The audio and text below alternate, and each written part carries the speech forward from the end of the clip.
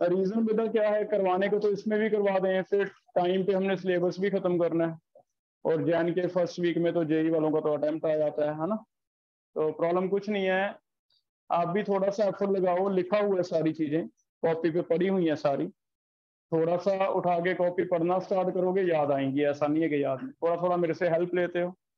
फिर भी किसी को लगता है कि पूरा करना है, तो बेटा यही कर सकते हैं कि ड्रॉपर में सारा मैं रिवाइज करवा सकता हूँ, उसमें आ जाए, है ना। तुम खुद सोचो कि +1 में हमने 2 महीने लगाए थे 2 चैप्टर पे, आइसोमर पे और जीओसी पे। अगर तुम अफोर्ड कर सकते हो 2 महीने तो मैं दोबारा पढ़ा देता हूँ, है ना, पर होगा नहीं अफोर्ड, क्योंकि हमने काफी +2 का भी ऑर्गेनिक काफी लेंथ थी।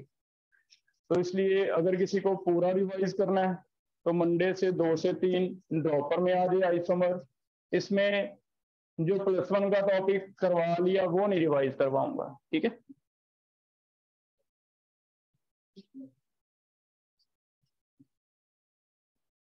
तो नया टॉपिक हम आज स्टार्ट कर रहे हैं। आइसोमर में बताओ कौन कौन से आइसोमर पढ़े हुए हैं हमने।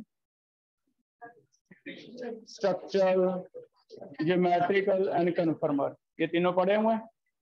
स्ट्रक्चर में चेन, पोजीशन, मेटामर, तो एक बार कॉपी उठा के पढ़ोगे आपको याद आ जाएंगे ऐसी प्रॉब्लम, ठीक है। कौन कौन से आइसोमर्स पढ़े हैं हमने, देखो।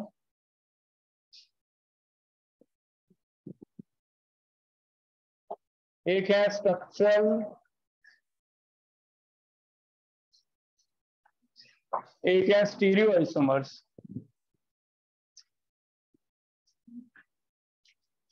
स्ट्रक्चर में आगे आते हैं चेन, पोजीशन, मेटामर्स, फंक्शनल। याद है क्या होते थे functional isomer? Function group different हो। कुछ फंक्शन ऐसे होते थे फंक्शनल आइसोमर जो आपस में इक्विलिब्रियम में रहते हैं, उन्हें कहा जाता था टॉपोमर्स। और एक बड़े थे रिंग चेन, कई बार साइक्लिक चेन रिंग छोटी बड़ी कर लेते थे, उसे कहते थे रिंग चेन आइसोमर, ठीक है। स्टीरियो आइसोमर आगे 3 तरह के हैं। एक हमने पढ़े हैं जीआई, जीआई में सिस ट्रांस, ईजेड, सिन एंटी, 3 तरह के पढ़े हुए हैं। बहुत डिटेल टॉपिक आपको पढ़ाया हुआ है, अलीज पढ़ना, है ना। कहना बहुत इजी होता है कि करवाया नहीं, एक बार चेक करना कॉपी, कुछ छोड़ा नहीं है ना।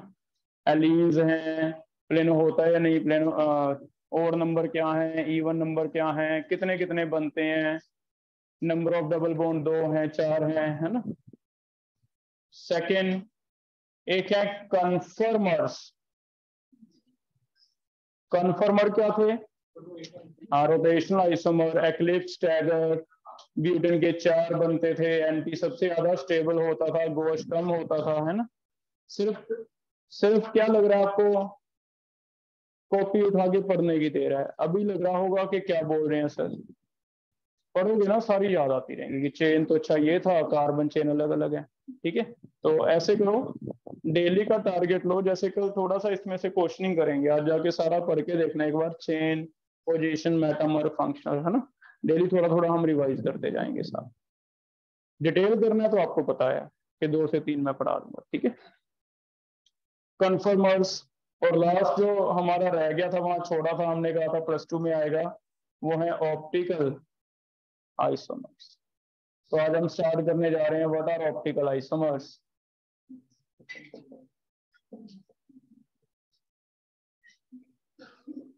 ऑप्टिकल आइसोमर पढ़ने से पहले कुछ एक कंपाउंड केमिस्ट्री में हमें मिले हैं जिनके बारे में पढ़ रहे हैं हम, जिन्हें कहा जाता है ऑप्टिकली एक्टिव कंपाउंड्स। सिर्फ इन्हीं में ये फिनोमेना होगा। तो ऑप्टिकली एक्टिव कंपाउंड क्या है? ऑप्टिकल मींस लाइट, लाइट से जो रिलेटेड है उसे क्या कहते हैं, ऑप्टिक्स आप पढ़ते हो, ऑप्टिकल, है ना। Optical isomer, optical active compound क्या है?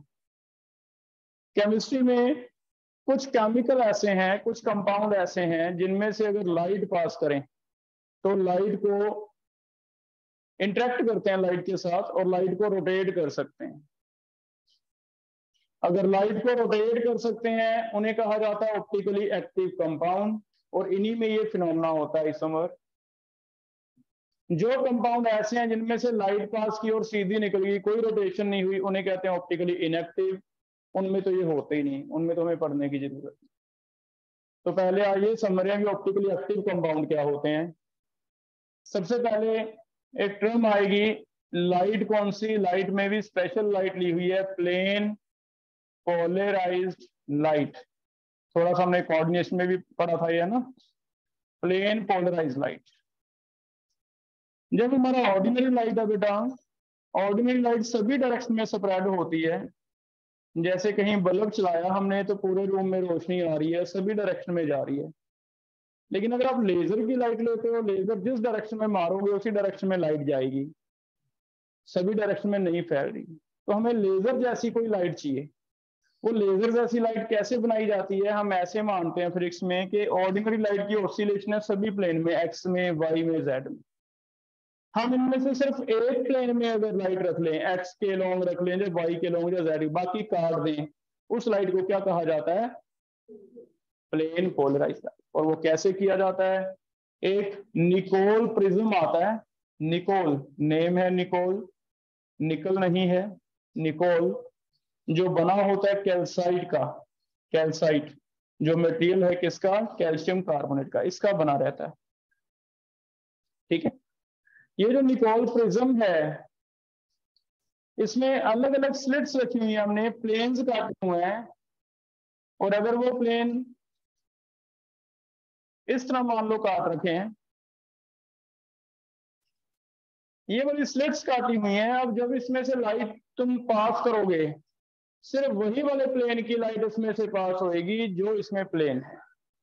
जैसे इसमें प्लेन अगर परपेंडिकुलर है तो इसमें से जो ऑसिलेशन परपेंडिकुलर है वो तो इसमें से निकल जाएगी, बाकी कट जाएंगी, बाकी नहीं निकलती। दिस इज सिमिलर टू के हमने एक डोर रख दिया, एक हमारे पास स्टिक है 5 मीटर लॉन्ग, और इस साइड डोर का जो लेंथ है वो भी 5 मीटर है।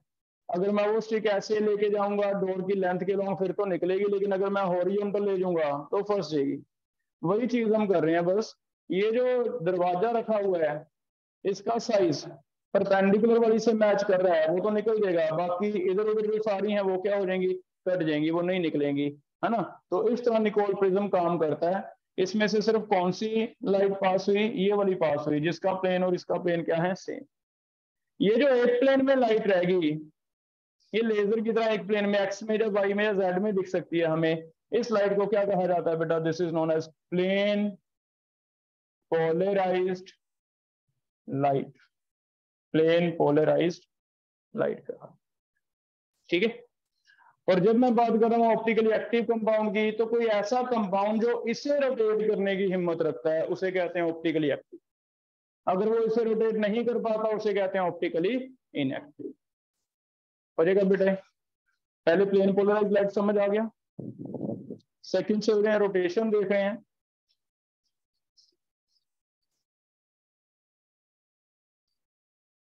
सेकंड वर्ड आएगा पोलैरीमीटर। क्या होता है पोलैरीमीटर? पोलैरीमीटर एक पूरा इंस्ट्रूमेंट हमने तैयार किया है। पोलैरीमीटर एक ऐसा इंस्ट्रूमेंट है जिसमें से पहले ये लाइट प्लेन पोलराइज हमने तैयार की,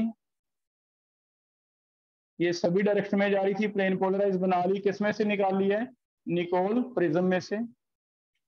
ये जो प्लेन पोलराइज लाइट है ये एक सोल्यूशन बनाया जाता है केमिकल कंपाउंड का, जिसे हमने टेस्ट करना है वो एक्टिव है या नहीं। उस केमिकल कंपाउंड के सोल्यूशन में से पास करेंगे, पास करके इसे फिर से ऑब्जर्व करेंगे। तीन केस हो सकते हैं, या तो प्लेन बिल्कुल सेम आ गया जैसे पहले था, या फिर रोटेट हो गया, आना यहां चाहिए था लेकिन ये थोड़ा रोटेट हो गया, आना यहां चाहिए था लेकिन ये रोटेट हो गया। अगर तो ये हमें एक्सपेरिमेंट दिखता है भी ये तो रोटेट ही नहीं हुआ, फिर तो हम कहते हैं कि ऑप्टिकली इनएक्टिव है। लेकिन अगर रोटेट हो जाता तो हम कहते हैं ऑप्टिकली एक्टिव। और रोटेशन में भी आगे लाइट हमें या तो क्लॉकवाइज रोटेट हुए दिखी, क्लॉकवाइज, या फिर उल्टा चला गया, इधर देखिए, इसे क्या कहते हैं, एंटी क्लॉकवाइज। जो क्लॉकवाइज रोटेट करने वाले कंपाउंड है इन्हें एक नाम दिया जाता है, इन्हें कहते हैं डेक्स्ट्रो रोटेटरी। और जो एंटी क्लॉकवाइज रोटेट करने वाले नेम है इन्हें कहा जाता है लीवो रोटेट। एक होते हैं डेक्स्ट्रो रोटेटरी, एक क्या होते हैं। पता कैसे चलता है, पता कैसे चलता है, यही वाला प्रिज्म, निकोल प्रिज्म यहां रखेंगे। अगर ये प्रिज्म यहां रख के मुझे अभी भी इधर लाइट दिखाई दे रही है, इसका मतलब प्रिज्म में से, निकोल प्रिज्म में से अभी भी पास हो रही है, इसका मतलब तो वो रोटेट हुई नहीं। लेकिन अगर इधर डार्क आ रहा है, डार्क आ रहा मीन्स रोटेट होगी, दिख नहीं रही। फिर रोटेट कितनी हुई कैसे पता चलेगा, हम निकोल प्रिज्म को हल्का हल्का रोटेट करते हैं। मान लो ये लाइट आपकी ऐसे बेंड होगी, अगर ऐसे बेंड होगी तो मेरा निकोल प्रिज्म ऐसे है, लाइट नहीं दिख रही, अंधेरा आ रहा है इधर, मैं इसे प्रिज्म को ऐसे घुमा सकता। जब मैंने प्रिज्म को इतना घुमा दिया पॉजिटिव 10 डिग्री, तो मुझे लाइट नजर आने लग गई। प्रिज्म को घुमाने से लाइट नजर आने लग गई, इट मीन प्रिज्म का प्लेन और इसका प्लेन फिर से मैच हो गए। तो मैं कहूंगा प्रिज्म को पॉजिटिव 10 पे घुमाया, इट मीन ऐसे मान लेंगे कि लाइट भी कितना घूमी होगी, पॉजिटिव 10। ऐसे यहाँ फिर से डार्क आ रहा था, इधर जाने से नहीं दिख रही, लेकिन इधर उल्टा जाने से क्या है, दिखाई दे रही। तो एंटी क्लॉकवाइज 10 जाने से मुझे दिखाने दी है, तो मैं कहूंगा भी इसका नेगेटिव हुआ रोटेशन, एंटी क्लॉकवाइज हुआ कितना, 10। तो निकोल प्रिज्म कितना का आपको घुमाना पड़ता है देखने के लिए, उससे पता चल जाता है एंगल, ये पॉजिटिव 10 है या नेगेटिव 10 है, ऐसे आए। कर लो, क्लियर है। ये जो इंस्ट्रूमेंट है सारा, इस इंस्ट्रूमेंट को क्या नाम दिया जाता है, polarimeter. Instrument to measure rotation, उसे क्या दिया जाता है, पोलैरीमीटर। ठीक है, तो टर्म्स देखो, पीपीएल समझ आ गया आपको। वे ऐसी light which has oscillations only in one plane, not in all planes। ठीक है, तो plane polarize light, oscillations only in one plane, किसी एक प्लेन में, उसे क्या कहते हैं, plane polarize light. Nicol prism बना हुआ है कैल्साइट का, प्लेन पोलराइज बनाने के लिए यूज होता है। ऑर्डिनरी लाइट को किसमें कन्वर्ट कर देता है, प्लेन पोलराइज। ऑर्डिनरी लाइट को किसमें कन्वर्ट कर देता है, प्लेन पोलराइज लाइट। ठीक है, पोलैरीमीटर एक इंस्ट्रूमेंट है, पूरा सेटअप किया हुआ है, जो आपको एग्जैक्टली पिक्चर दे देगा भी ये नहीं घुमाया, घुमाया तो पॉजिटिव 10 घुमाया, डेक्स्ट्रो रोटेटरी है, घुमाया तो नेगेटिव 10 घुमाया, लीवो रोटेट। और optically active compound which can rotate, which can rotate किसे, पीपीएल। तो चेक पूरी डेफिनेशन समझ आ गई हमें यार, व्हाट इज पीपीएल। तो हम कहेंगे plane polarized light having oscillations only in one plane. What are optically active compound, ऐसे केमिस्ट्री के कंपाउंड जो पीपीएल को घुमा सकते हैं उन्हें कहते हैं optically active compound. What is Nicol prism, ordinary light को किसमें कन्वर्ट करता है, प्लेन पोलराइज में। बना किसका हुआ है, कैल्साइट का, ये क्वेश्चन आया था कई बार। निकोल प्रिज्म किसका बना है, कैल्साइट का, कैल्शियम कार्बन। इंस्ट्रूमेंट का क्या नेम है, पोलैरीमीटर।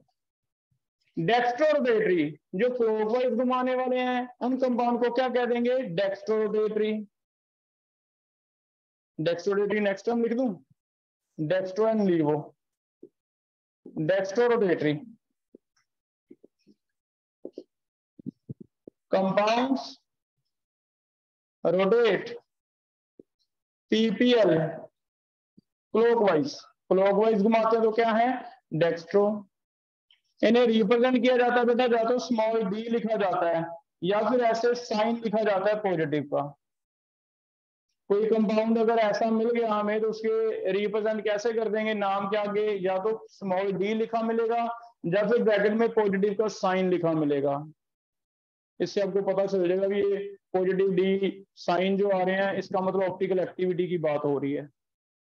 लीवो रोटेटरी,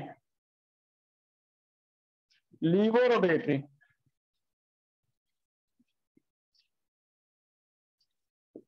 जो एंटी क्लॉकवाइज घुमाते हैं उन्हें क्या कहते हैं, लीवो।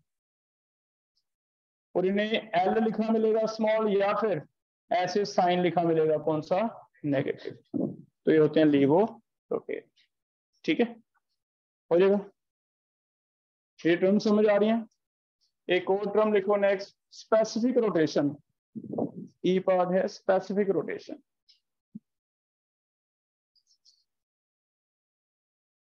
नेक्स्ट टर्म आ गई, डी के बाद ई टर्म आ गई, स्पेसिफिक रोटेशन। स्पेसिफिक रोटेशन क्या है, हम अल्फा निकालते हैं स्पेसिफिक। स्पेसिफिक का मतलब होता है जो हमने पोलैरिमीटर में ये एंगल नोट किया थीटा, ये एंगल जो नोट किया इसे कहते हैं ऑब्जर्व्ड रोटेशन। लेकिन हम इसे स्टैंडर्ड कर लेते हैं। स्टैंडर्ड कैसे कर लेते हैं, कंसंट्रेशन पे डिपेंड करता है बेटा ये, और कंसंट्रेशन अगर हम 1 यूनिट कर देंगे तो फिर हम सबका एक जैसा आने लग जाएगा। और also depend on length of tube. ये जो ट्यूब में डाला है इसकी लेंथ बड़ी है तो ज्यादा हो जाता है, छोटी है तो कम हो जाता है। तो फिर हमें एक स्टैंडर्ड वैल्यू लेनी पड़ेगी जब हम कंपैरिजन करेंगे। वो स्टैंडर्ड वैल्यू कैसे बनाई है, इसे डिवाइड कर दिया कंसंट्रेशन से और लेंथ से। कंसंट्रेशन याद रखो ये ग्राम पर ml में ली है इसने, और लेंथ डेसीमीटर में लेनी है आपने। इससे डिवाइड करके आप क्या निकालोगे, स्पेसिफिक रोटेशन। स्पेसिफिक रोटेशन याद करो, एक कंपाउंड की एक जैसी हुई। एंगल ऑफ रोटेशन मेरा अलग आ सकता है, हो सकता है मेरे पोलैरिमीटर में जब मैंने एक्सपेरिमेंट किया मेरा अलग आ जाए, तुम्हारा अलग आ जाए। कंपाउंड एक ही है, फिर तो कंफ्यूजन हो गई, कंपाउंड तो एक ही है। अगर एक कंपाउंड है कोई जो ऑप्टिकल एक्टिव है, मान लो ब्यूटेन 2 है, वो ऑप्टिकल एक्टिव होता है, उसका एंगल ऑफ रोटेशन एक ही आना चाहिए, मेरा भी तुम्हारा भी। लेकिन वो एंगल ऑफ रोटेशन जो एक आएगा वो कौन सा होगा, स्पेसिफिक। जब तक हम अपनी कंसंट्रेशन सेम नहीं करेंगे एक नहीं आएगा। मैं तो कंसंट्रेशन ज्यादा ले रहा हूँ, तुम कम ले रहे हो, तो कंसंट्रेशन ज्यादा मीन्स मॉलिक्यूल ज्यादा है, ज्यादा मॉलिक्यूल है तो लाइट ज्यादा बार टकराएगी, ज्यादा बार टकराएगी तो हर मॉलिक्यूल कुछ ना कुछ कंट्रीब्यूट करता है रोटेट करने में। तो जितने ज्यादा मॉलिक्यूल से टकराएगी उतना ही रोटेशन क्या हो जाएगी, ज्यादा। तो फिर उससे तो कोई फायदा नहीं होगा। तो फिर हम उसे कंसंट्रेशन एक जैसा कर लेते हैं, कैलिब्रेट कर लेते हैं। अभी तुम्हारी कंसंट्रेशन कितनी भी थी डिवाइड कर दो इससे, 1 के लिए आ गई, मेरी कितनी थी डिवाइड कर दो, फिर वो एक जैसा है।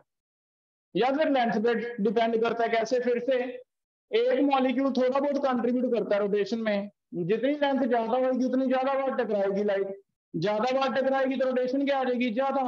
तो किसी ने ट्यूब बड़ी ले ली, किसी ने छोटी ले ली, फिर से अलग अलग आंसर आने लग गए। तो फिर हमें फाइनली पता चला भी 2 चीजें हम गलत कर रहे थे। एक तो कंसंट्रेशन एक जैसी करनी पड़ेगी, एक लेंथ एक जैसी करनी पड़ेगी, फिर जाके जो रोटेशन आएगी स्पेसिफिक आएगी। और स्पेसिफिक रोटेशन किसी एक केमिस्ट्री के कंपाउंड के लिए एक जैसी ही होती है, वो फिक्स्ड है। मान लो अल्कोहल की रोटेशन ऐसे पॉजिटिव 4.2 डिग्री है, तो ब्यूटेन 2 की उतनी ही है, मेरी भी तुम्हारी भी। हम लैब में अमेरिका जाके काम करें, लंदन जाके काम करें, किसी भी यूनिवर्सिटी में करें, वो अपने कौन सी रोटेशन मैच करेंगे, स्पेसिफिक। नहीं तो फिर क्या फायदा है ना, फिर तो उन्हें कंपाउंड ही नहीं पता चलेगा पहले। तो एक स्पेसिफिक रोटेशन चाहिए हो, कर लोगे।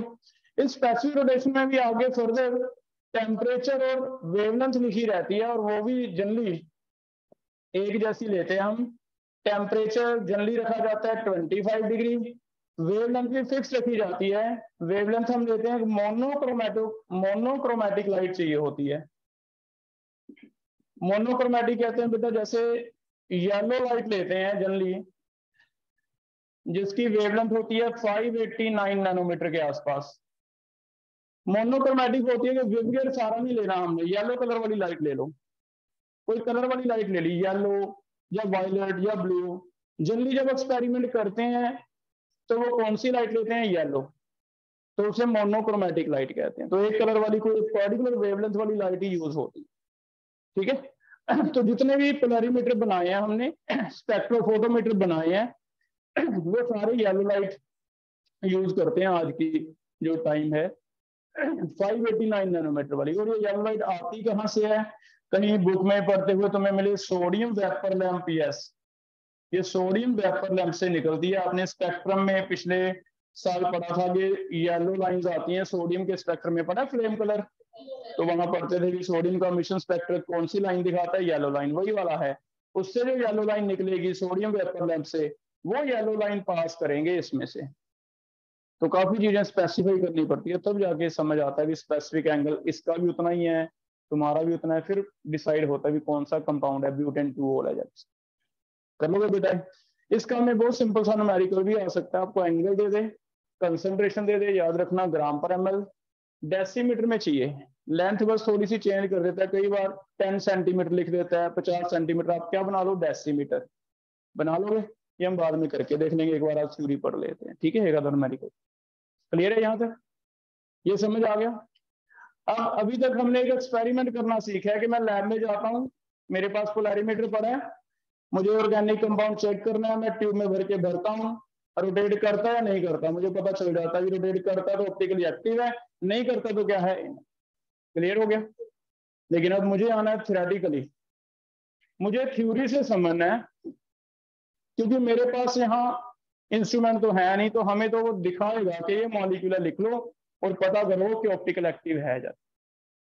तो उस ऑप्टिकल एक्टिव के लिए क्या कंडीशन है, हमें देख के भी मॉलिक्यूल को पता चल सकता है कि ऑप्टिकल एक्टिव है या नहीं, तो हम यहाँ ये सीखेंगे, क्योंकि मेरा मेन टॉपिक वो है, इसमें से ज्यादा सिर्फ टर्म्स आ सकती हैं, इसमें अभी हमने कुछ नहीं सीखा, तो हमारा टॉपिक यहाँ से स्टार्ट होगा कि पता कैसे चलेगा देख के कि ऑप्टिकल एक्टिव है या नहीं, एक्सपेरिमेंट से ठीक है पता चलेगा। उसके लिए लिखो कंडीशन है, condition for optical activity, condition for optical activity.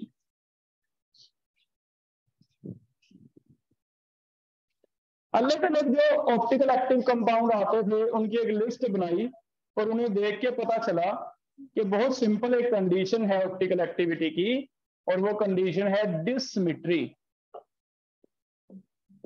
डिससिमेट्री, molecule should be dissymmetric, molecule should be dissymmetric. कई बार इसे वर्ड यहां यूज करेगा कायरल, कायरल का मतलब होता है बेटा डिससिमेट्रिक। हमने देखा मॉलिक्यूल डिससिमेट्रिक होना चाहिए। डिससिमेट्रिक समझते हैं क्या है? अगर कोई मॉलिक्यूल दो इक्वल हिस्सों में डिवाइड हो जाता है, जैसे ये है ए कोई लेटर, क्या इसे किसी भी तरह काटो, किसी भी तरह, क्या कोई दो इक्वल हाफ कर सकते हैं? तो ऐसे काट सकते हैं, है ना? तो हमें प्लेन ऐसा इमेजिन करना है कि मैं पहले कोशिश करूंगा भी वहां से काट के देखें, यहां से मुझे लगता है कि हाँ ये कर सकता है इक्वल हाफ में। और अगर कोई मॉलिक्यूल ऐसे दो इक्वल हाफ में कट गया बेटा, इसे तो कहते हैं सिमेट्रिक है। ये क्या होगा? सिमेट्रिक। अगर नहीं कटा तो वो क्या होगा? डिससिमेट्रिक, एसिमेट्रिक या डिससिमेट्रिक। जैसे चेक करना,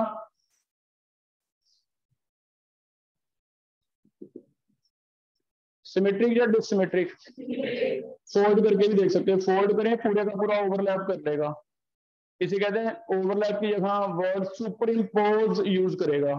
बुक्स में क्या मिलेगा आपको? Super impose. तो आधा हाफ दूसरे हाफ को सुपर इम्पोज कर ले तो भी क्या है? सिमेट्रिक। लेकिन अगर टी आ जाता,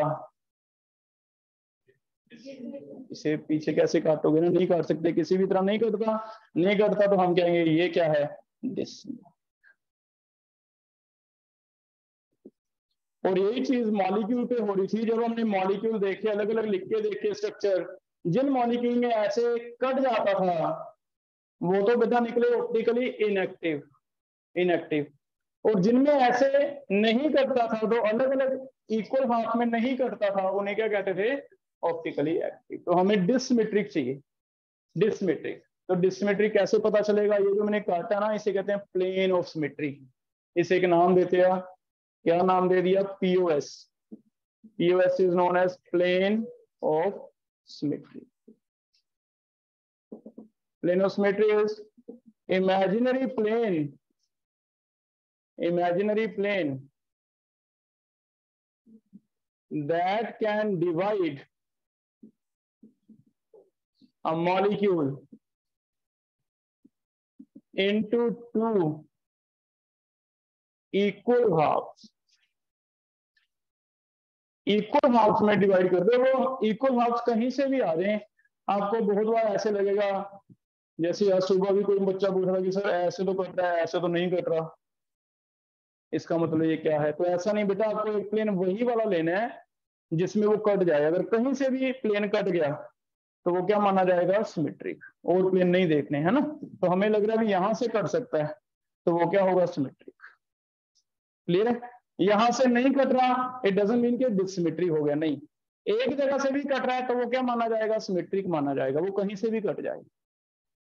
पड़ेगा दो इक्वल हाफ में, यही मॉलिक्यूल पे देखो, यही चीज मॉलिक्यूल पे लग रही है। चेक करो, ऐसा कोई मॉलिक्यूल है, मैं ऑर्गेनिक केमिस्ट्री कार्बन लेके sp3 कार्बन की बात कर रहा हूं, ऐसा कोई मॉलिक्यूल है, चेक करो क्या अगर मैं ये वाला प्लेन काट दूं तो क्या ये सिमेट्री प्लेन हो सकता है? यस। कैसे?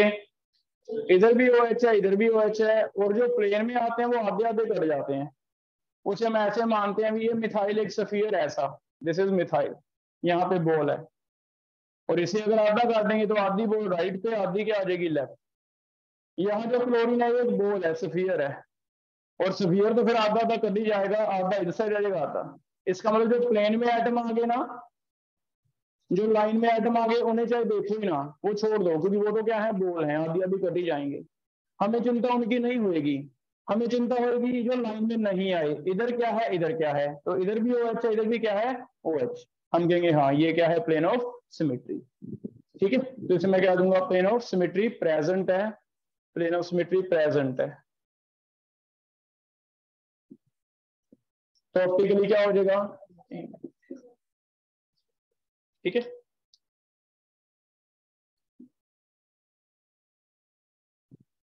तो पहले प्लेन ऑफ सिमेट्री सीख रहे हैं थोड़ा सा, कैसे कैसे देगा हमें।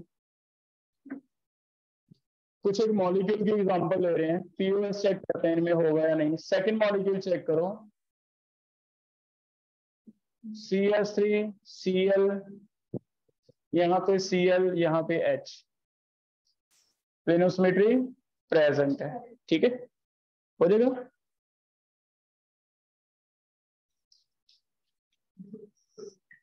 Cl FFOHCl, अब चेक करो, प्रेजेंट है। अब कौन सा है? तो कोई भी हो सकता है, आपको बताया कोई जरूरी नहीं, ऊपर से ही देखना है, आपको खुद देखना है कि यहाँ इस साइड से कट जाए। तो प्लेन ऑफ सिमेट्री क्या है? प्रेजेंट। ठीक है, लेकिन अगर मैं ये भी अलग कर दूं, चारों ही अलग कर दूं, H की जगह कुछ और लगा दूं, चारों ही अलग हो जाए, फिर प्लेन ऑफ सिमेट्री होगा नहीं। तो इधर Cl, इधर OH, इधर F, इधर CH3। अब ना तो ऐसे काट सकते हैं ना ऐसे काट सकते हैं। इसका मतलब एक कंडीशन निकल जाएगी भी, अगर कोई भी दो सेम है कार्बन पे तो प्लेन ऑफ सिमेट्री प्रेजेंट है, अगर सारे के सारे डिफरेंट हैं तो वो क्या होगा? प्लेन ऑफ सिमेट्री एब्सेंट हो जाएगा बेटा। इसे बाद में करते हैं, अभी इसमें क्या लिखूं? POS absent.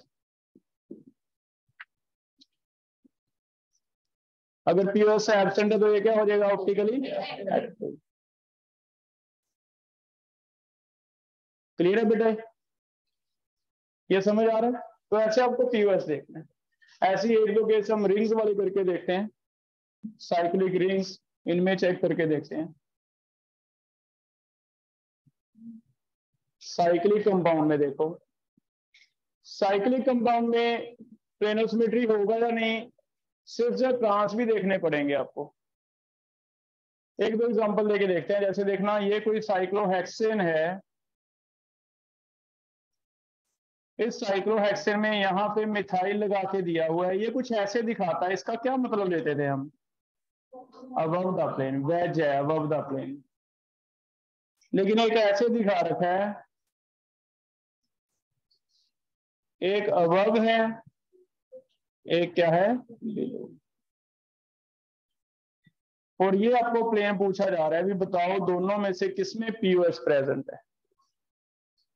तो फिर हमने ऐसे देखना है भी, आधा रिंग आधा कट गया, यहाँ पे मिथाइल और मिथाइल दोनों ऊपर होने चाहिए, तो जो मिथाइल को मिथाइल दिखे। ये ऐसे भी इमेजिन होता है भी जैसे मिरर में देखें, मिरर में अगर हम जो चीज मिरर में क्लोज है, जैसे मैं ऐसे खड़ा हूँ, यहाँ मिरर है, तो मेरी ऐसी इमेज इधर दिखेगी, मेरा लेफ्ट हैंड पहले दिखेगा, राइट क्या दिखेगा, दूर। मिरर भी लगा सकते हो, अगर मिरर लगा दें तो जैसे आधा पार्ट इसका मिरर में दिखाई देगा, अगर सेम दिखाई देता है तो फिर होगा सिमेट्रिकल, नहीं तो क्या होगा, डिसिमेट्रिक। ठीक है, तो इन दोनों में से किसमें पीओएस प्रेजेंट है, इसमें प्रेजेंट है, इसमें क्या है, एब्सेंट। क्योंकि ये मिथाइल बिलो है, ये क्या है, अबव है, ये ऐसे है ऊपर एक क्या चला गया नीचे, तो मैं जब नीचे से बीच में से काटता हूं, ये मिथाइल दोनों अगर ऊपर दिखते हैं फिर तो बीच में से पीओएस आएगा। अगर ये ऐसे चला गया नीचे और मैं बीच में से इमेजिन कर रहा हूँ, क्या पीओएस होगा, नहीं होगा। तो इसमें साइक्लिक में एक और कंडीशन का ध्यान रखेंगे कि जो दो आप देख रहे हो काट रहे हो वो क्या होने चाहिए, सेम साइड पे भी होने चाहिए, तब होगा प्रेजेंट, नहीं तो क्या होगा, एब्सेंट। तो ये कह देंगे ऑप्टिकली इनएक्टिव, ये क्या हो जाएगा, ऑप्टिकली। कर लोगे बेटे? तो ज्यादातर तो हम करने वाले हैं पीओएस। पीओएस से क्या कंडीशन आ गई, अगर पीओएस एब्सेंट है तो ऑप्टिकली क्या होगा, एक्टिव। ठीक है, लेकिन एक और कंडीशन है, सेकंड कंडीशन लिख लो। सेकंड कंडीशन है सेंटर ऑफ सिमेट्री। ये रेयर आएगा, सेंटर ऑफ सिमेट्री।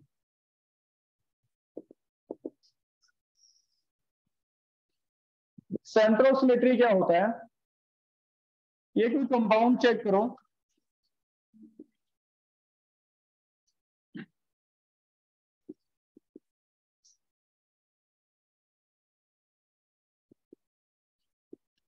ये मिथाइल अबव है, एक मिथाइल क्या है, बिलो। पहले बना लो।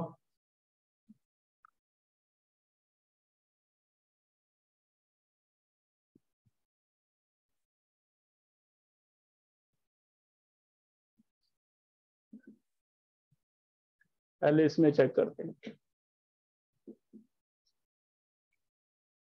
दोनों बना लो।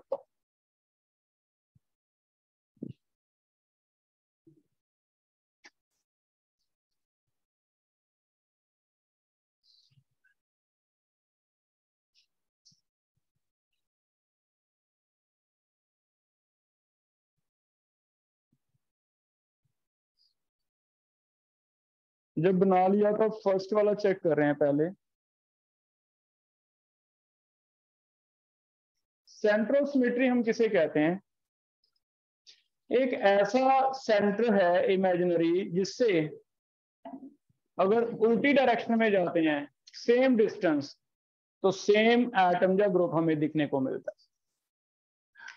अगर उससे उल्टी डायरेक्शन में जाते हैं सेम डिस्टेंस तो सेम एटम ही दिखाई देता है, इधर मिथाइल इधर मिथाइल, नीचे H इधर H, इधर कार्बन इधर भी क्या है, कार्बन, इधर कार्बन इधर भी क्या है, कार्बन। जितने भी एटम है अगर ऐसे दिखें कि एक सेंटर बीच में खड़ा हो गया, क्रॉसेस करने इससे उल्टी डायरेक्शन में जाना है, अगर सेम एटम आपको दिखाई देता है, इधर भी है इधर भी है, इधर ऊपर है इधर क्या होना चाहिए, नीचे, ऐसे राइट भी है लेफ्ट भी है, ऊपर भी है नीचे भी है, सारी डायरेक्शन में सेम आ जाए, उसे क्या कहते हैं, सेंटर ऑफ सिमेट्री। तो एक रेयर कंडीशन रहेगी, कई जगह ज्यादा हमें इस पे क्वेश्चन कम आते हैं, इस पे पूछा ही जाता है भी क्या इसमें सेंटर ऑफ सिमेट्री है या नहीं। ज्यादातर आपका जो डिसाइड है उसी से हो जाता है पीओएस है या नहीं, उससे हमें पता चल जाएगा भी ऑप्टिकली एक्टिव है या। हाँ रेयर है, ये दो मॉलिक्यूल हम लिख लेते हैं। इसमें देखो, इसमें पीओएस कहीं से भी नहीं आ रहा, कैसे भी काट लो पीओएस नहीं आएगा, क्योंकि इधर NH इधर क्या है CO, बीच में से काटो ऐसे काटो कहीं भी नहीं आ रहा, लेकिन फिर भी ये ऑप्टिकली इनएक्टिव कहेगा। इस मॉलिक्यूल में जरूरी हो जाता है क्योंकि इसमें क्या है, सेंटर ऑफ सिमेट्री। देखना NH NH, CO CO और H के लिए क्या है उल्टी साइड पे H। और अब बेटा तो एक सेंटर ऐसा जिसकी हमें जरूरत पड़ेगी सिर्फ इस कंपाउंड में, इसमें जरूरत नहीं पड़ रही, बताओ क्यों, क्योंकि इसमें पीओएस से ही आ जाएगा।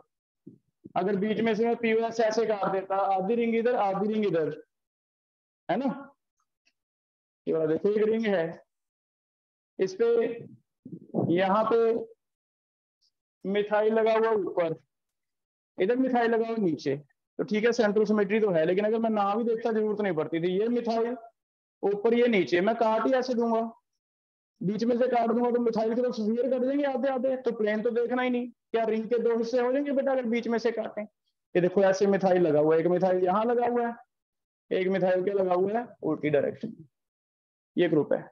देखना अगर मैं ये मिथाइल वाला प्लेन काट दूं तो क्या रिंग आपकी आधी आधी कट जाती है।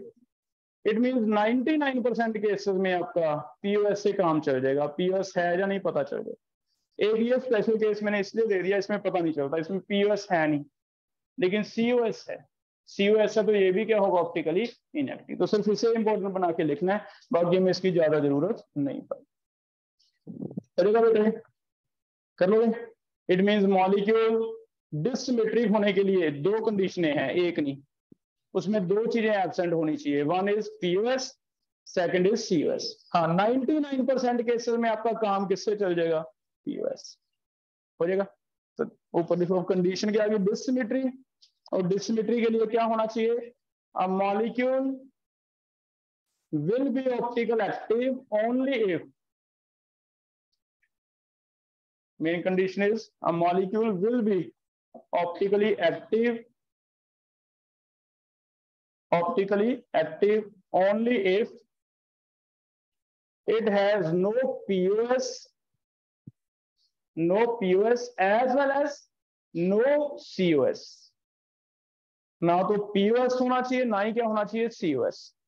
लेकिन COS जैसे मैंने बताया आपको टेंशन की जरूरत नहीं है, COS वाला बस एक केस याद कर लो, ज्यादातर चीजों में पीओएस से हो जाएगा, 99% पीओएस। सीओएस बस आपको याद रखना भी होता क्या है सीओएस। कर लो बेटा, क्लियर है इतना। अब चल रहे हैं ऑर्गेनिक केमिस्ट्री में।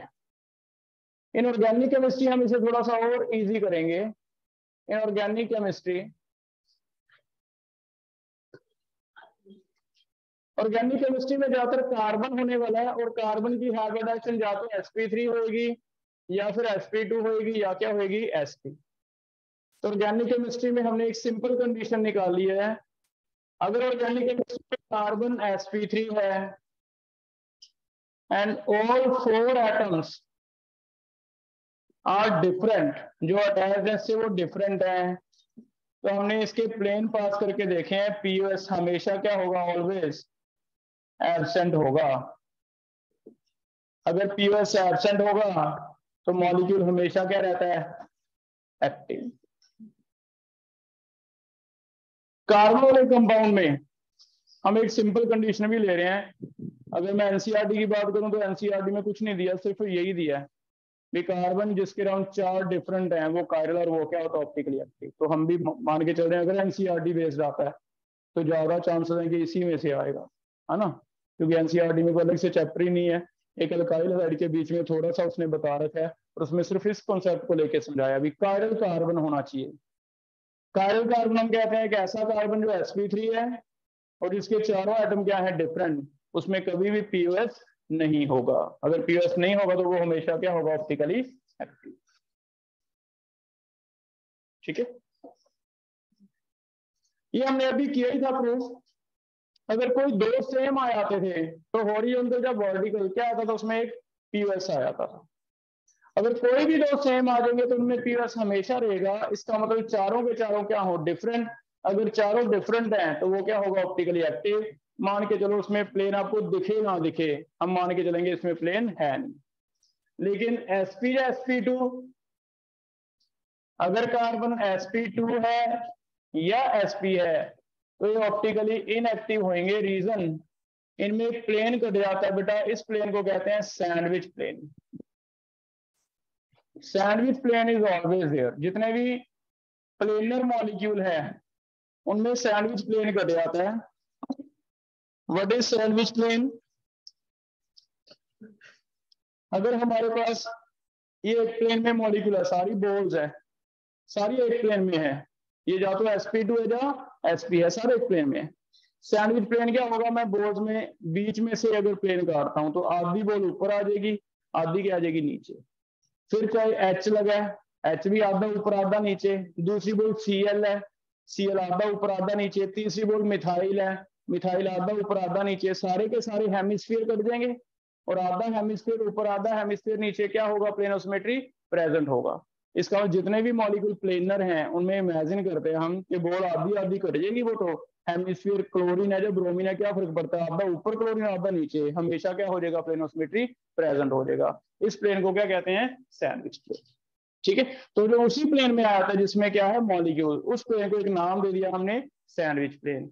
जैसे देखना sp2 के और भी एग्जांपल आप देख सकते हो। sp2 नहीं होना चाहिए, जैसे मान लो कार्बन sp2 वाला कोई एग्जांपल दो, ये ले लें इथीन। ये सारे के सारे एटम क्या है सेम प्लेन में है, इधर एक्स वाई प्लेन, इधर ये सारे का सारा प्लेन है मॉलिक्यूल। ये प्लेन एक्चुअली क्या है बॉल्स हैं बेटा, ऐसे स्फीयर्स हैं, सारे के सारे सेम प्लेन में है। और अगर मैं इसमें से ये प्लेन ऐसे पास कर दूं, बीच में से पास कर दूं, प्लेन ऐसे काट दूं, आधा काट दूं, तो आधे स्फीयर ऊपर रह जाएंगे, आधे क्या रह जाएंगे नीचे, तो इसे क्या कर देगा पीओएस कर देगा। ठीक है, तो इसमें हमेशा ही क्या आता है पीओएस आता है, इसे फिर सैंडविच प्लेन कहते हैं। ऐसे ही अगर एसपी कार्बन बना रहे हैं तो और भी इजी हो जाएगा। अगर ट्रिपल बॉन्ड आता है, सेम है, 4 बोल्स हैं, एक यहाँ रख दिया, एक यहाँ गया, आपको ऐसे काटने की जरूरत ही क्या है, ऐसे देखो या ऐसे देखो, जरूरत नहीं है, सीधा क्या देखो, ये तो प्लेनर है, प्लेनर तो हम सैंडविच प्लेन मान लेंगे, सैंडविच करके आधी बोल ऊपर आधी नीचे, आधी ऊपर आधी नीचे। इस वजह से sp2 या sp तो देखने ही नहीं, सिर्फ क्या रह गया हमारे पास sp3। तो कार्बन में ज्यादातर हमें पता है जितने भी कंपाउंड मिलेंगे, अल्कोहल हैं कुछ भी हैं, उनमें sp2 और sp वाले तो वैसे ही छोड़ दो, ये तो है नहीं ऑप्टिकली एक्टिव। अगर कायरल कार्बन देखना है, कार्बन क्या हो sp3, चारों ग्रुप डिफरेंट हो, इसे हमने नाम ही कायरल दे दिया, इसे क्या दिया कायरल कार्बन। और कायरल कार्बन, कायरल का मतलब क्या था डिसिमेट्रिक, कायरल का मतलब क्या था, ये नहीं है कि 4 अलग होना, कायरल का मतलब होता है डिसिमेट्रिक। तो हम कहेंगे ठीक है ये कायरल कार्बन है, कायरल कार्बन तो सीधा सीधा नाम दे देंगे भी हाँ प्लेनोसिमेट्री देखने की जरूरत नहीं है, ये मॉलिक्यूल क्या होगा ऑप्टिकली। क्लियर है बेटा। अब फिर हम ऐसे माइंड में 2 कंसेप्ट बना लेते हैं। पहला, अगर तो मुझे कोई ऐसे मॉलिक्यूल लिख के देगा ब्यूटेन 2 ब्यूटेन 3 और 2 क्लोरोब्यूटेन, उसमें तो मैं सिर्फ कार्बन ढूंढूंगा, अभी कोई sp3 कार्बन मिल जाए और चारों ग्रुप डिफरेंट, एक भी ऐसा कार्बन मिल गया, मैं कहूंगा हाँ ये क्या है ऑप्टिकली एक्टिव। अगर कोई रिंग्स वाला आता तो आपको ऊपर बता दिया, रिंग्स में अगर ये नहीं कर सकते हम, तो हम क्या करेंगे पीओएस पास करके देख लेंगे, पीओएस प्रेजेंट है तो इनएक्टिव, नहीं है तो क्या है, तो कई जगह पीओएस ले लेंगे, ज्यादातर जगह ये। ठीक है, हो जाएगा बेटा, जैसे ट्राई करना, चेक करो। हमें पता करना है find out, find out, find out presence of chiral carbon in following molecules, find out presence of chiral carbon in following molecules। पहला 2-chlorobutane, presence of chiral carbon. अगर कायरल कार्बन आ गया तो हम क्या कहने वाले ऑप्टिकली एक्टिव कहने। 2-chlorobutane कैसे लिख दूं, 2-chlorobutane लिखना आता है, कितने की चेन बनाए 4 की, 4 की चेन बनाए, नंबर अपनी तरफ से 1 2 3 4 दे, 2 पे क्या लगाना है क्लोरो, एन है इन नहीं है, सारे सिंगल बॉन्ड, बाकी क्या लगाने होते हैं बेटा एच, एच लगाते जाओ, ढूंढो कोई ऐसा कार्बन जिसके चारों ग्रुप डिफरेंट हो तो वो कायरल होगा। क्या इसमें कोई भी कायरल कार्बन है, तो हमें यही क्वेश्चन आएगा, अभी बताओ इसमें से नंबर कौन सा कायरल कार्बन है जो कायरल है, C1 C2 C3 C4, पहले के तीनों एच हैं, नहीं हो सकते सेम, दूसरे के लिए चारों डिफरेंट हैं, एक है क्लोरीन एक है एच। कई बार आपको ये मे भी अभी कंफ्यूजन आ रहा होगी, कार्बन कार्बन नहीं देखना, ये पूरे का पूरा ग्रुप है, हम कहेंगे ये मिथाइल है, ये पूरे का पूरा ग्रुप क्या बन गया इथाइल, तो एक साइड मिथाइल एक साइड इथाइल, इक्वल नहीं माने जाएंगे, नहीं माने जाएंगे तो इसे ऐसे बुक में स्टार लगा रखा है, स्टार का मतलब क्या है कायरल कार्बन, तो हम कहेंगे यस C2 क्या है कायरल कार्बन, कायरल कार्बन का मतलब ऑप्टिकली क्या हो जाएगा एक्टिव। अंडरस्टूड है, ये प्लेनोसिमेट्री नहीं होगा, नहीं होगा ऑप्टिकल एक्टिव होगा, लाइट रोटेट करेगा ही करेगा। तो हमें जो एनसीईआरटी बेस्ड क्वेश्चन है पहले वो कर लेते हैं, उसमें से ज्यादातर चांसेस हैं कि ऐसा कोई है, कर लोगे बेटा। तो आपको ऐसे लिखना है मॉलिक्यूल जैसे मैंने लिखा है, इमेजिन करना है कि क्या चारों ग्रुप डिफरेंट है, ग्रुप समझ गए, लेफ्ट साइड वाला ग्रुप मिथाइल और राइट साइड वाला पूरा ग्रुप इथाइल, चारों डिफरेंट है, तो हमें पता चल जाएगा भी हाँ ये क्या होगा ऑप्टिकली एक्टिव। क्लियर है, और लिखो सेकंड मॉलिक्यूल लिखो ब्यूटेन टूओल। अपना अपना बना के देखना, ब्यूटेन टूल ऑप्टिकली एक्टिव है या नहीं। 3-bromopentan, 3-bromopentan, 3-bromopentan optically active है या नहीं। 3-bromopentan, 2,3-2-chloropropane, 3-bromopentan 2-chloropropane, इनमें से चेक करना है ऑप्टिकल एक्टिव कौन कौन है। अगर कहीं कायरल कार्बन दिख रहा है तो आप नंबर भी बता सकते हो उसका कि कौन सा कायरल कार्बन है। इसमें सेकंड कायरल है तो ब्यूटेन टूल, यहाँ पे OH, यहाँ पे H, ठीक है। ये फिर CH3 लिख दूं मैं ऐसे, ये CH2 और CH3 लिख दें। अब थोड़े टाइम बाद आपको वैसे ही आइडिया लगने लग जाएगा जिसपे H है 2 या 3 वो तो हो ही नहीं सकता, जिसपे H सबसे कम है वही हो सकता है, तो हम उसी को ड्रॉ करके देखेंगे, है ना। क्या चारों ग्रुप अलग अलग है, एक H एक OH, एक मिथाइल एक इथाइल, तो हम कहेंगे यस C2 कार्बन क्या है, C2 इज कायरल, तो क्या होगा ऑप्टिकली, तो butane tool is optically active. कर लोगे। इनएक्टिव 3-ब्रोमो, हमें ब्रोमो वाला ही डाउट हो रहा है, लेकिन इसमें चेक करो कौन से ग्रुप सेम आ गए दोनों साइड, इथाइल, ये भी इथाइल है, ये भी क्या है इथाइल, तो इसे ऐसे इमेजिन करना है, इथाइल इथाइल क्या है सेम, तो नो कायरल कार्बन ऑप्टिकली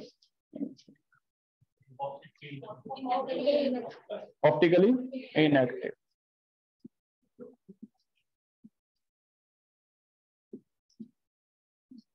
ठीक है, कर लोगे। इसमें चेक करो,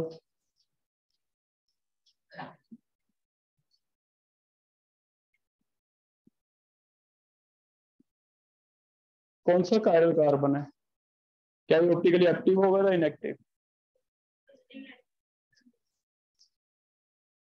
इनएक्टिव होगा क्यों, sp2 कार्बन है सारे, तो देखना ही नहीं, कायरल सिर्फ कौन सा अलाउड है sp3, sp2 तो सीधा ही सीधा हम कहेंगे भी इसमें तो sp3 कार्बन ही है नहीं, तो chiral carbon is always absent, there is no sp3, ये sp2 होता है इतना तो याद है, डबल बॉन्ड वाला sp2, तो हम कहेंगे नो sp3 कार्बन, जिसकी वजह से नो कायरल कार्बन। कौन सा प्लेन कटेगा इसमें, डबल बॉन्ड ट्रिपल बॉन्ड वालों में सैंडविच प्लेन है, हम कहेंगे सैंडविच प्लेन इज प्रेजेंट, है ना, सैंडविच प्लेन, अगर सैंडविच प्लेन आ जाएगा तो क्या हो जाएगा ऑप्टिकली हो जाएगा बेटा, कर लोगे ऐसे, क्लियर है। तो इसमें एक सिंपल कंडीशन हमने निकाल लिया कि क्या हो जाए कायरल कार्बन, अगर एक कार्बन ऐसा मिल जाए जो sp3 और चारों ग्रुप डिफरेंट है तो भी हम पता लगा लेंगे, क्लियर है, हो जाएगा बेटा। नेक्स्ट इंपॉर्टेंट बना के लिख लो, रेयर कभी कायरल नाइट्रोजन भी आ सकता है, कायरल नाइट्रोजन का मतलब चेक करो, नाइट्रोजन की कोवैलेंसी कितनी रहती है जनरली 3, और एक क्या रहता है लोन पेयर, याद रखो लोन पेयर को भी एक ग्रुप माना जाएगा ऐसे केसेस में, lone pair is also assumed as one group, तो लोन पेयर एक अलग ग्रुप है, बाकी 3 ग्रुप क्या हो डिफरेंट। अगर कभी ऐसा नाइट्रोजन मिल जाए आपको तो यस इसे भी क्या कह देंगे कायरल नाइट्रोजन, तो ये भी क्या होने वाला optically active, this is chiral nitrogen, optically क्या होगा नाइट्रोजन हो, नाइट्रोजन के लेकिन तीनों ग्रुप क्या हो डिफरेंट, नाइट्रोजन में 3 होंगे 4 नहीं होंगे, चेक कर लो इसकी हाइब्रिडाइजेशन भी sp3 आएगी, क्योंकि हाइब्रिडाइजेशन का एक फॉर्मूला रहता है number of sigma plus lone pairs, और अगर कोई नाइट्रोजन ऐसा मिलता कि एक लोन पेयर और अलग अलग सिग्मा बॉन्ड sp3 हो गया, इसका मतलब ये कंडीशन सिर्फ कार्बन के लिए नहीं है, कोई भी एटम sp3 हो उसके 4 ग्रुप क्या हो डिफरेंट, वो हमेशा क्या होने वाला है कायरल, उसमें ऑप्टिकल एक्टिविटी होएगी, पीओएस हमेशा क्या होगा ऐसे। करो जैसे ये चेक करो, हमें आज ये बताओ, molecule is optically active why? Answer में लिखा हुआ है this is due to presence of chiral nitrogen. क्या इसमें कायरल नाइट्रोजन है? यस। नाइट्रोजन पे एक क्या है लोन पेयर? एक एच, एक मिथाइल, एक इथाइल। तो हम कह देंगे यस। क्या प्रेजेंट है? कायरल सेंटर प्रेजेंट है। General word is chiral centre. Chiral centre क्या लिया हमने? कोई भी ऐसा एटम जो sp3 हो जिसके 4 ग्रुप क्या हो डिफरेंट, वो एक सेंटर बन गया कायरलिटी का, उसकी वजह से मॉलिक्यूल कायरल होगा। कायरल का मतलब डिसिमेट्रिक होगा, उसे क्या कह देंगे हम? Chiral centre. फिर वो कायरल कार्बन हो, कायरल नाइट्रोजन हो, कायरल फास्फोरस हो, कायरल सल्फर हो, जो मर्जी हो, ऐसे कर सकते। ठीक है, कर लोगे बेटा? नेक्स्ट इंपॉर्टेंट लिख लो, कायरल सल्फर। ऑर्गेनिक में आपको एक अमाइन ग्रुप मिल जाते हैं, एक सल्फर के ग्रुप मिल जाते हैं कुछ। एक कायरल सल्फर देखो क्या होगा। सल्फर के कितने वैलेंस होते हैं? 6। 6 में से चेक करो अगर कुछ ऐसा आ जाए।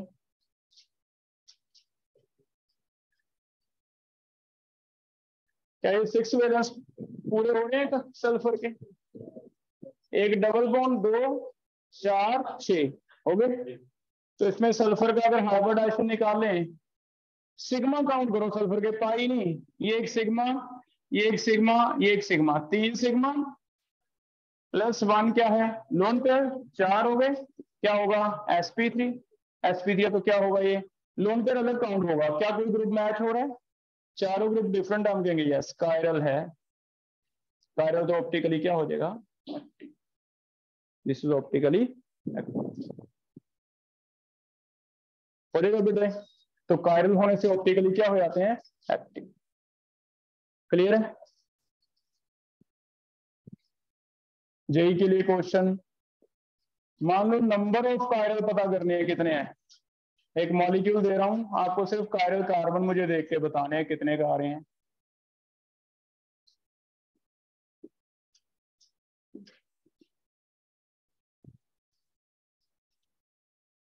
कितने कायरल कार्बन है?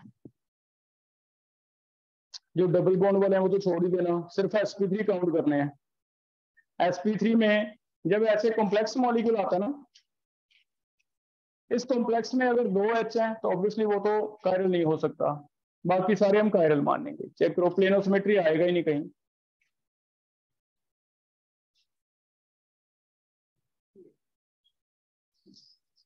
यही वाला ऐसे आ सकता है, number of chiral centre. Chiral centre में मीन्स में एक आधा कोई कार्बन की जगह नाइट्रोजन लगा के दे सकता हूं।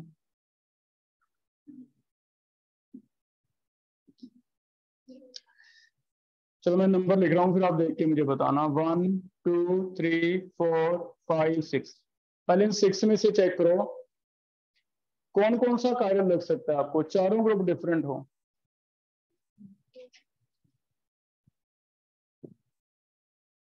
जहां 2 एच नहीं है बेटा रिंग में, याद रखो कोई ऐसा कॉम्प्लेक्स मॉलिक्यूल है, अगर 2 एच नहीं है तो वो कायरल होगा, क्योंकि उसके चारों ग्रुप क्या होंगे? डिफरेंट होंगे। ये वाला 2 एच है, नहीं होगा। ये 2 एच है, नहीं होगा। ये वाला डबल बॉन्ड sp2 नहीं होगा, नहीं होगा, लेकिन ये होगा क्योंकि एक एच है, ये वाला ग्रुप और ये वाला ग्रुप का सेम हो जाएगा। इधर से रिंग और इधर से रिंग सेम ही ना मानी जाएगी, तो इसकी रिंग्स क्या मानी जाएंगी? अलग अलग। तो याद रखो, इन complex molecule sp3 carbon having 2H is not chiral, 1H is chiral, 3H is also not chiral। अगर जिसमें 2H दिख गई आपको, वो लिख दो भी H सेम है तो कायरल नहीं होगा। अगर एक H दिख रही है तो मान के चलो रिंग के जो हिस्से करोगे वो अलग अलग ही होंगे, वो कभी सेम हो ही नहीं सकते, है ना। तो अब बताओ 5 और 6 क्या है? कायरल। तो एक 5 कायरल है, एक 6 कायरल है। ठीक है, हमने C5 एंड C6 निकाल लिए। ठीक है, अब मैं आगे बढ़ रहा हूं। 7 8 9 और 10 में से चेक करो। यस, कौन सा कायरल है? 9। 7 नहीं है, sp2। इस पे 2 H होंगे, इस पे भी 2 H होंगे, तो फिर क्या रह गया? एक H वाला, C9। तो C9। आगे बढ़ते हैं, ये 11 12 11। तो जेई में क्वेश्चन में ऐसे आ सकता है, जो इंटीजर टाइप बनते हैं, कितने हैं कायरल? 4। तो फिर आप सिंपल देख लेना। रिंग्स वाले में कॉम्प्लेक्स रिंग्स हैं, पीओएस तो देखने की जरूरत नहीं पड़ेगी। अगर कार्बन पे 2 H हैं तो वो नोड कायरल, डबल बॉन्ड है नोड कायरल, सिंगल बॉन्ड और एक ही H है तो जनरली कायरल हो ही आता है, क्योंकि रिंग के हिस्से करोगे अलग अलग ही होंगे। इसी बेस पे आप सेकंड ट्राई करके देखो। नंबर दे देता हूँ, 1 2 3 4 5 6 7 8 9 10 11 12 13। 6 कायरल, ये वाला कायरल है बेटा, ज्वाइंट वाले। इसका मतलब एक और ऐसे माइंड सेट कर लो, ज्वाइंट वाले जनरली क्या होंगे? कायरल, क्योंकि ज्वाइंट वालों पे एक ही H रह गया ना।